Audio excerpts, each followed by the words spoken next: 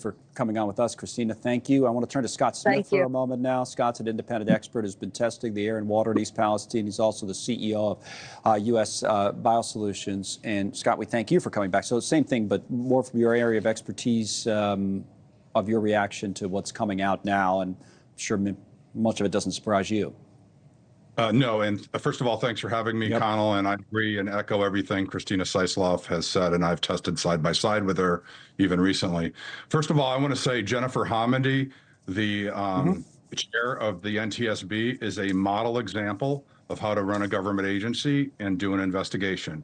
And I believe she should be immediately appointed with oversight over EPA Region 5, if not the entire EPA.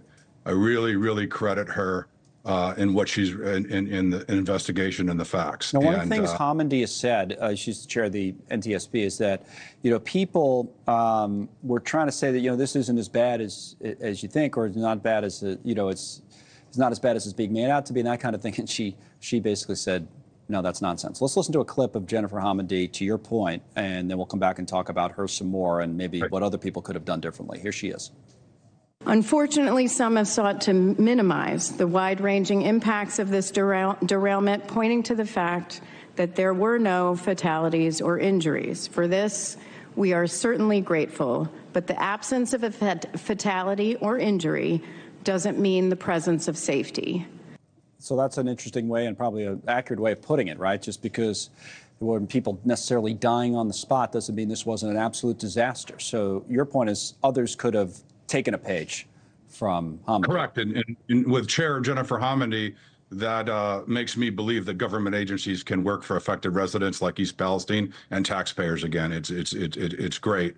And like I said, Connell, this is just the beginning. And what was clear today with how her hearing has laid things out, like the burning of the PVC pellets and a whole host of chemicals that I've been finding now in garden crops and in the hot zones, like the dioxins, that has now set the stage for further investigation and follow-up. And there ought to be similar hearings with the EPA just like this. So for people who haven't been following us closely, tell us what you're finding now. We know it was, we mentioned some of the chemicals. I went through them with Christina there a moment ago. But what are things like there now? I mean, we see the water right now as an example. I mean, Rich McHugh's done some of the testing, as people have probably seen here on News Nation over the last couple of years. Yeah, and Rich and Chris Cuomo have attended testing with me and seeing how it happens.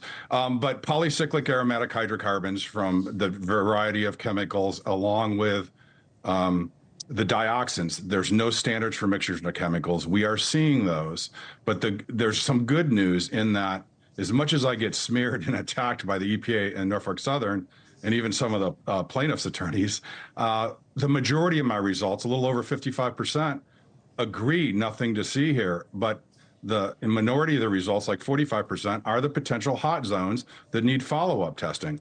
And if we had open transparency, and I'm on record, and I would still sit down with the EPA and the railroad, trade all the data. They've been invited from day one to test side by side. They've flat out refused to test side by side on Taggart Street and all the areas close to the derailment, and the residents continue to reach out. And we've seen in some preliminary testing some concerns about dioxins in garlic, and that's where I work with the Government Accountability Project that just filed a petition with the EPA. So what you want is follow-up in those areas, which is not a large area, I'm assuming, generally speaking, that could be done. You want follow-up testing in those specific areas, and you're not getting anywhere with that request. That's correct, and the community deserves this. And we're starting to get data. I have a great scientific team around me, and we're starting to see trends in Pennsylvania and versus East Palestine and in Ohio about what mixtures of chemicals have impacted where.